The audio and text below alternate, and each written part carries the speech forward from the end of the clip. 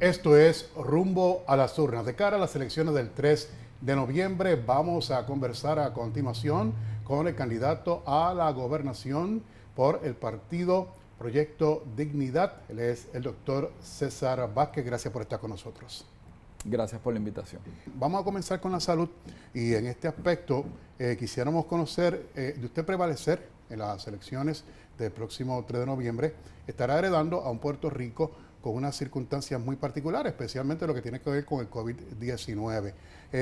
¿Cuáles acciones específicas estará tomando para poder frenar un poco este impacto y la manera en que se está manejando esta situación? La realidad del COVID-19 afecta a todas las áreas de nuestra expresión como sociedad. Y tenemos que manejarlo, si no, no vamos a poder resolver otros problemas importantes. Necesitamos suficientes pruebas de calidad y que estén accesibles al pueblo de Puerto Rico.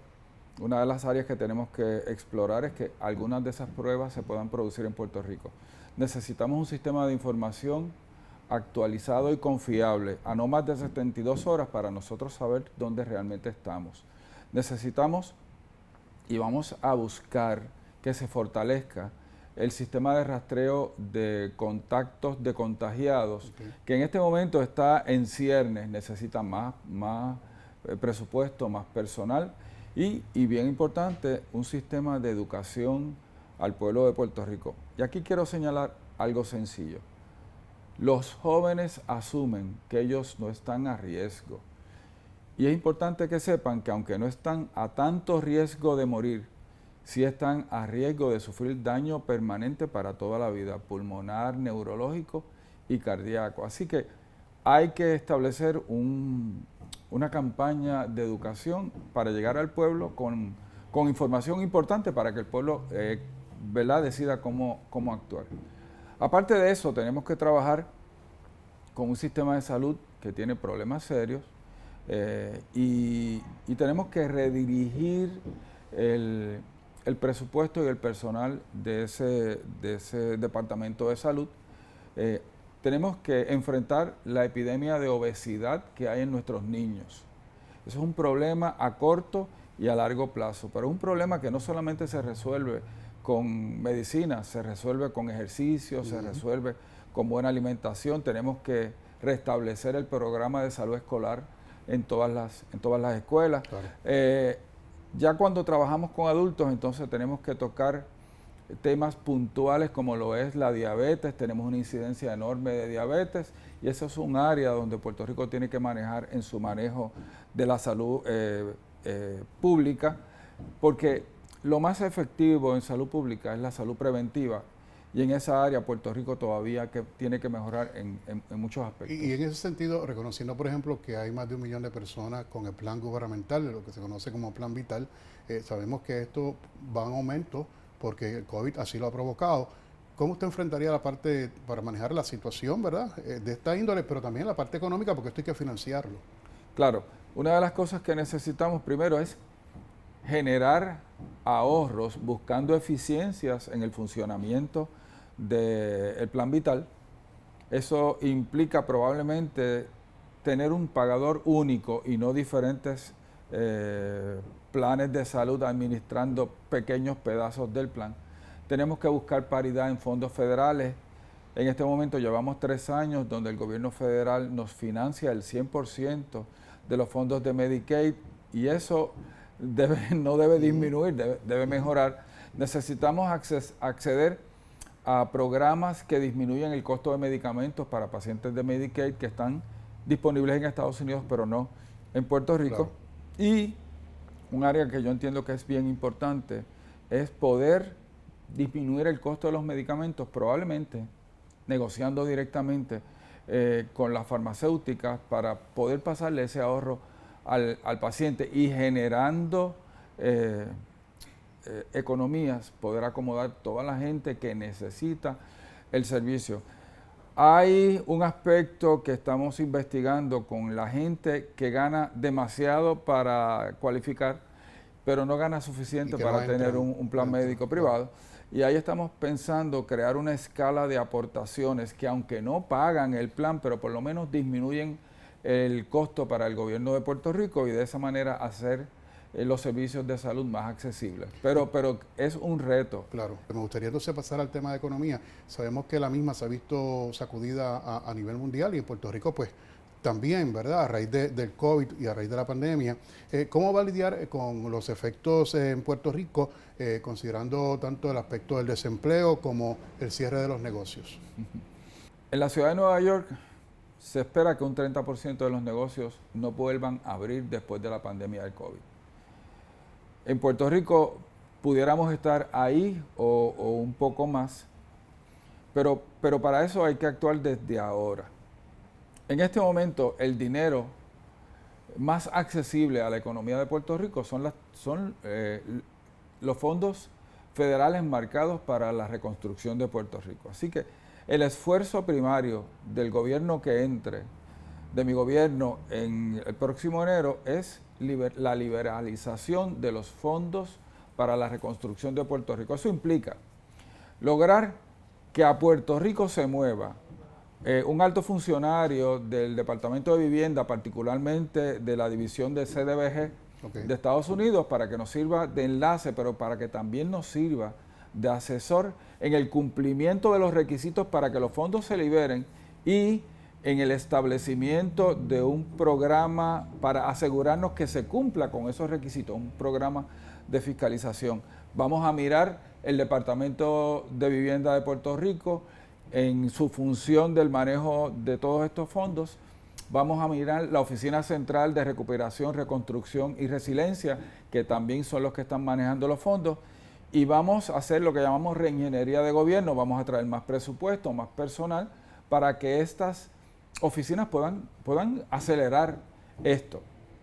En la reconstrucción de la infraestructura, para lo cual estos fondos están marcados, hay elementos muy importantes, pero hay un elemento que es central, y es que Puerto Rico necesita energía confiable a un precio razonable. Así que en esta ecuación de levantar la economía de Puerto Rico, la Autoridad de Energía Eléctrica juega un papel bien importante. Nosotros proponemos que el funcionamiento de la Autoridad de Energía Eléctrica, incluyendo el contrato con Luma para administración, transmisión y distribución, el contrato con New Fortress para el funcionamiento de las unidades 5 y 6 de San Juan, no pase de más de 20 centavos kilovatio hora.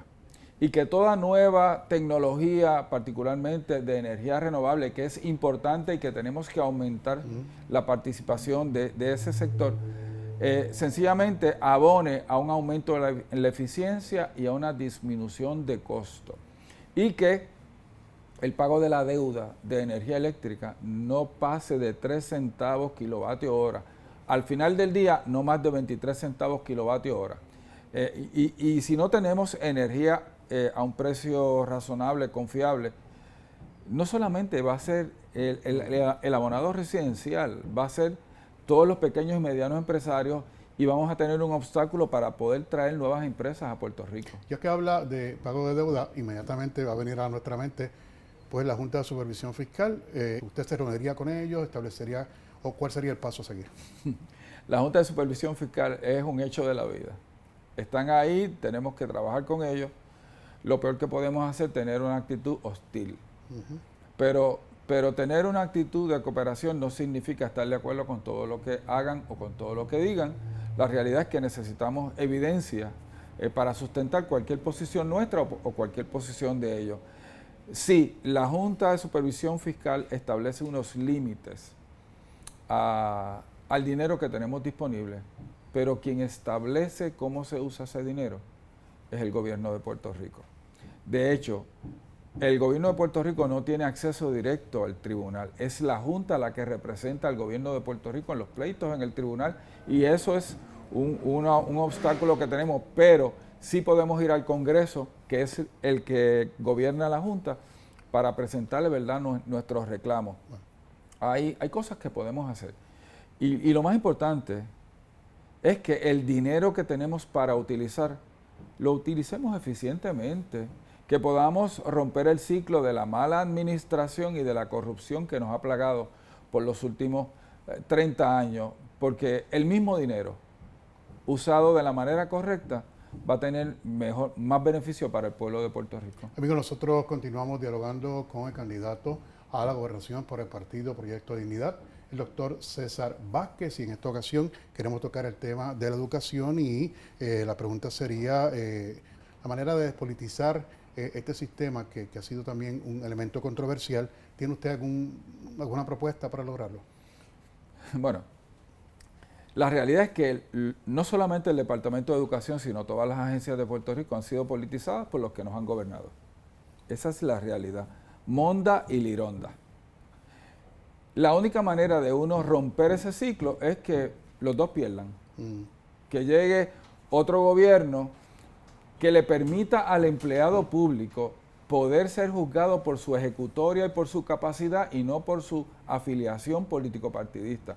La cosa comienza por ahí. Necesitamos gente honesta en el gobierno que ponga en función el verdadero principio del mérito, donde lo que importe de una persona no sea el partido al que pertenece, sino su carácter, su capacidad, su ejecutoria, su preparación. La cosa comienza por ahí. El Departamento de Educación no solo debe ser despolitizado, debe ser descentralizado. Necesitamos llevar más cerca del salón de clases, más cerca de la comunidad, la toma de decisiones, el reclutamiento, el uso de presupuesto, la compra de materiales. Y eso, aunque está pensado en la nueva ley sobre educación, no se ha ejecutado, porque en Puerto Rico el problema nuestro no es falta de leyes ni falta de reglamentos, es un problema de ejecución, Claro. es hacer lo que es correcto para el bien del pueblo de Puerto Rico. El aspecto de seguridad, doctor, sabemos que la violencia, así como el trasiego de drogas, pues es un tema que atañe, pero cuando hablamos, por ejemplo, del trasiego, pues nosotros no tenemos el control de las costas, sí los federales, pero ¿hay alguna participación, alguna injerencia del gobierno? ¿Cómo lo ve y cómo se puede manejar? Lo primero que necesitamos hacer para trabajar con la violencia que estamos viviendo es mejorar la capacidad de respuesta de las agencias de ley y orden. En un momento dado, Puerto Rico tenía 21,000 policías. En este momento tiene 9,000, de los cuales solamente 7,000 están disponibles. Necesitamos más policías, mejor pagos, con mejor retiro, con mejor equipo. Necesitamos que el Instituto de Ciencias Forenses se mueva más rápido, necesitan más presupuesto, más personal. Necesitamos que el Departamento de Justicia agilice el proceso de los casos y necesitamos que obviamente tribunales haga su parte, ¿verdad? Trabajando, ¿verdad? Con más celeridad. El problema de la violencia nos afecta a todos, pero esto es un área en que tenemos que trabajar. Lo otro, ¿qué pasa con el que sale de la cárcel y tiene enfermedad mental, tiene adicción a drogas, no tiene destrezas de estudio y de trabajo? Va a volver a delinquir. Así que esos asuntos hay que trabajarlos mientras están en la institución carcelaria, porque realmente creemos en la rehabilitación del confinado. Y esa es una buena pregunta que nos tenemos que hacer. La otra pregunta que nos tenemos que hacer, ¿y de dónde viene la actividad delictiva? Pues ¿sabes qué? Claro. El problema de la deserción escolar es importante trabajarlo. Tenemos que trabajar también el problema de que no todos nuestros niños de educación especial reciben el tratamiento que necesitan. Doctor, ha sido un placer compartir con usted, que nos dé sus impresiones sobre estos temas que son claves. Pudiéramos estar hablando un poco más y con mayor amplitud, pero en resumen queremos agradecer por su participación. Gracias a ustedes. Amigos, nosotros regresamos en breve, en esta ocasión para comentar, conocer y tomar la impresión de la candidata a la comisaría residente por el partido Proyecto Dignidad. Así que no se retire, no se mueva su asiento, manténgase ahí.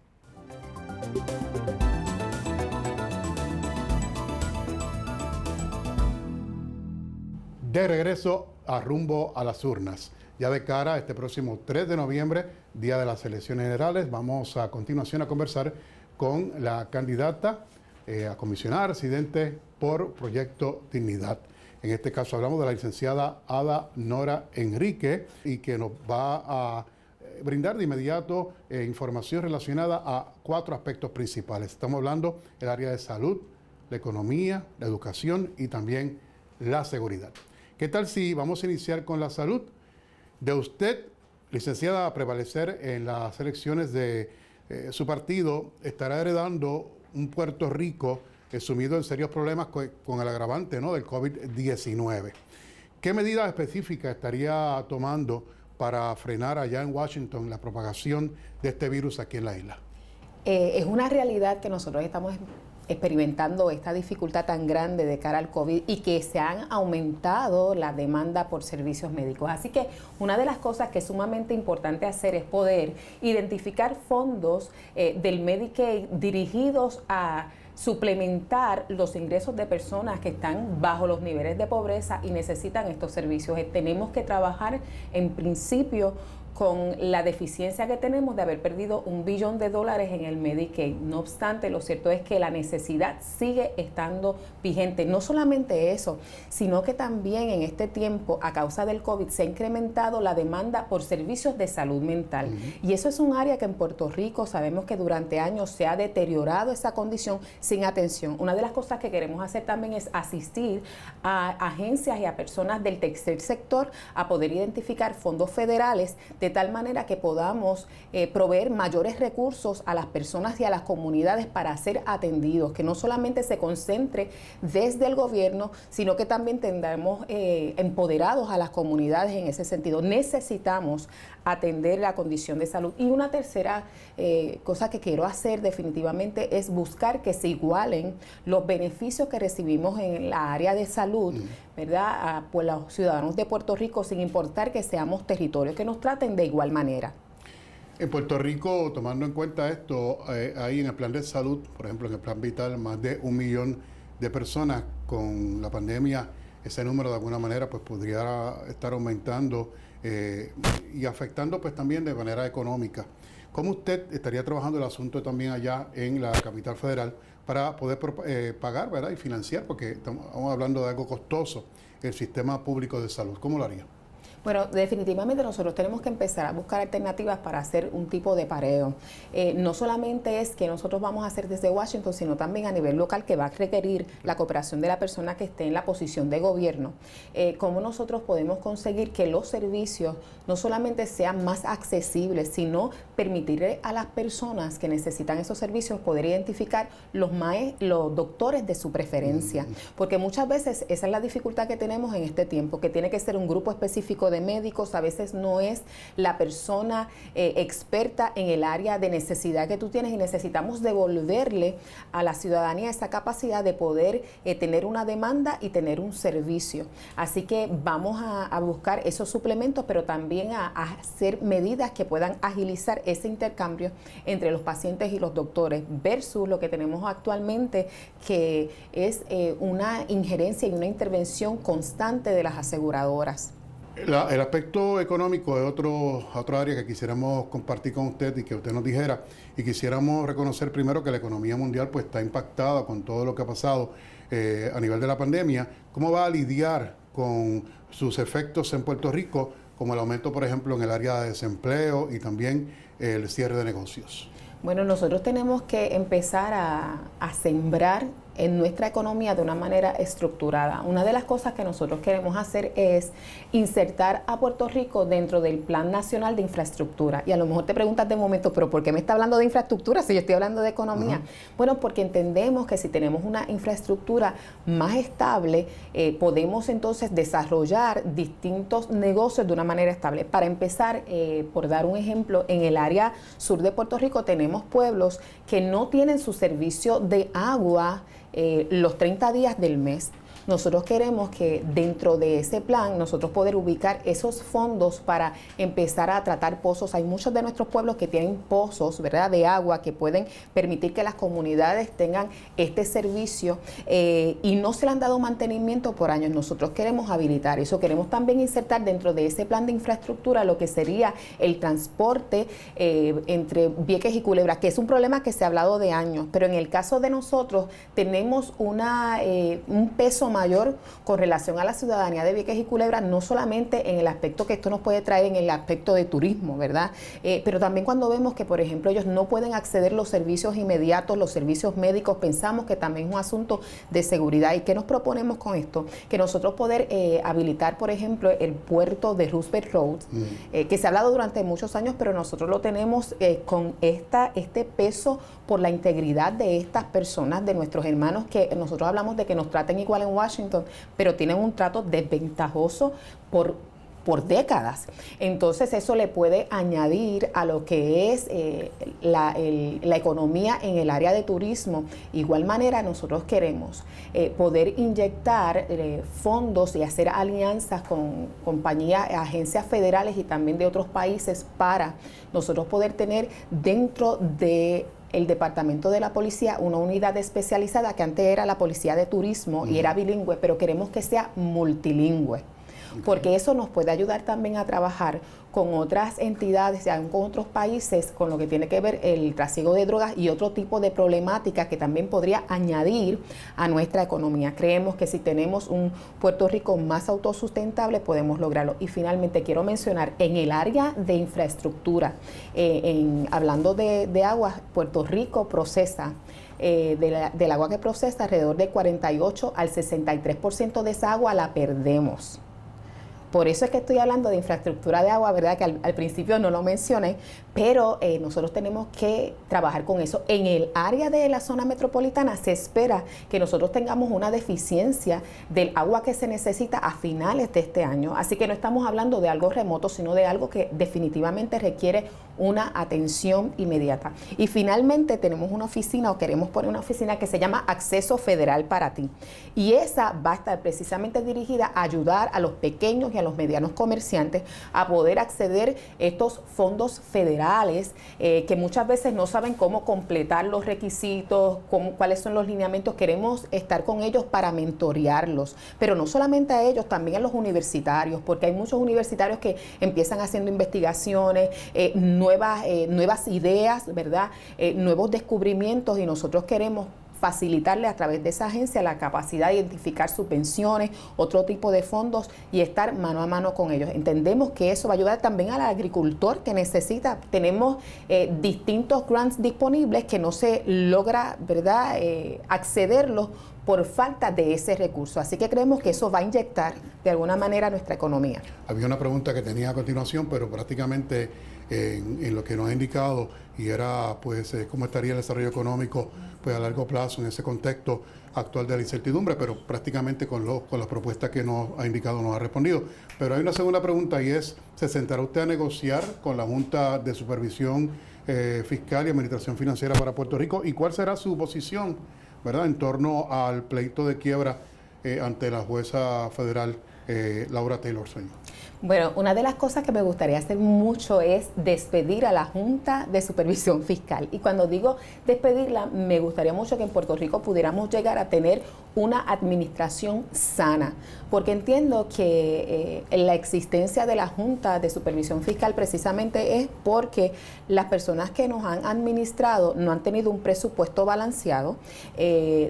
De hecho, tenemos el asunto de la quiebra todavía. Una de las cosas que uno tiene que hacer es presentar un plan de pago delante del juez que efectivamente sea uno que se pueda pagar, que se vea que hay un balance entre los gastos, etcétera. Y nosotros no tenemos eso al día de hoy. Por lo tanto, no es que nos vamos a sentar a negociar, lo que nos tenemos que concentrar es en administrar bien a nuestro Puerto Rico, auditar esa deuda, la parte que no es constitucional no debe estar pagada, pero ahora mismo los señalamientos que tenemos de la Junta en su mayoría se refieren a el día a día de la administración del gobierno de Puerto Rico y no se han atendido. Por dar algún ejemplo, de los fondos que brindó la Junta, que son de nuestros recaudos, ¿verdad?, como puertorriqueños, para atender este problema del COVID, tanto para los pequeños y medianos comerciantes, para tener medidas de prevención de contagio, ese dinero no se ha tocado y está allí. Así que sabemos que nos podríamos sentar, ellos tienen varias recomendaciones, pero si nosotros hacemos lo que tenemos que hacer,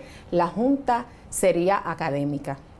Bueno, nosotros continuamos dialogando con la licenciada Ada Nora Enrique y sus propuestas de cara a las elecciones de este próximo 3 de noviembre. Se habla de la necesidad de despolitizar el sistema de educación. ¿Qué usted propone para lograrlo?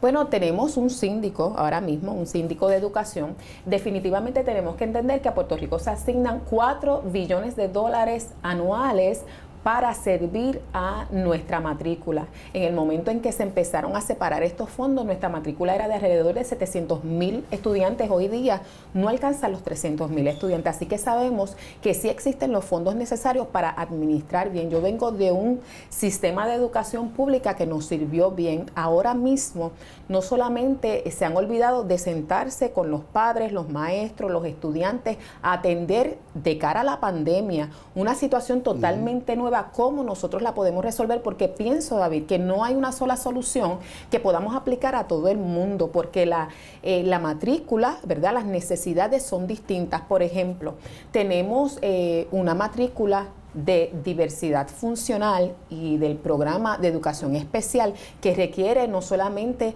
la parte educativa, también hay una serie de terapias, etcétera, que se han detenido en este tiempo. Nosotros entendemos que ahora es un momento clave para no solamente hablar de la educación a remoto, sino estas que necesitan un contacto directo, con distanciamiento físico. ¿Cómo lo hacemos? Así que teniendo un síndico vamos a asegurar que haya una fiscalización, pero que efectivamente se estén aplicando y usando los fondos para servir a la matrícula y servirla de la mejor manera. No es el que ha pasado en muchas ocasiones, que una escuela necesita servicios de enfermería, pero tú le dices, no, lo que quiero es que me pidas computadoras, y ya tenía computadoras. Así que en ese sentido, eso es lo que queremos asegurar, que estén utilizados para la matrícula. Hablemos de seguridad. En este aspecto, uno de los grandes detonantes en la isla es la violencia en el país, también el trasiego y consumo de droga ilícita. ¿Qué propone usted para reducir en cantidad esta actividad que no controlamos vía frontera? ¿Qué propone? Bueno, lo primero es que yo no quisiera que en Puerto Rico una familia más tuviera que estar enterrando a uno de los suyos porque ha sido asesinado en la calle, en su casa, los jóvenes, a nuestros ancianos. Eso ya no puede pasar. Durante los pasados 25 años nosotros hemos tenido un saldo de alrededor de 600 asesinatos por año. Sí, lo que usted está oyendo, es decir, que tenemos familias en luto todo el tiempo. ¿Cuál es mi propuesta, David? Bueno, en principio lo que quiero hacer es asegurar nuestras costas. Y aunque nosotros no tenemos el control, eso requiere que nosotros entremos en unos acuerdos directos con las agencias federales, pero también que nosotros podamos adiestrar a nuestros policías de distinta manera. Además, queremos proveerles recursos forenses para la dilucidación de delitos a nuestros policías para que no seguir en un sistema de impunidad. En Puerto Rico la población penal no alcanza las 9,000 personas, incluyendo tanto a varones como a féminas. Si nosotros tenemos un promedio de 600 asesinatos solamente de ese delito, esto nos demuestra que el sistema no ha sido efectivo. Así que queremos añadir recursos para esa efectividad y queremos trabajar con la trata humana también. Así que vamos a estar haciendo estos esfuerzos. Nosotros queremos agradecerle sobremanera la oportunidad que nos ha brindado de tomar sus impresiones en estos importantes aspectos que hemos discutido en esta edición de Rumbo a las Urnas. Por lo que respecta al programa, estaremos dando a conocer también las propuestas de los demás candidatos y candidatas también a la gobernación y a la comisaría residente en áreas, pues como hemos mencionado, salud, economía, también educación y seguridad. Por nuestra parte, buenas noches.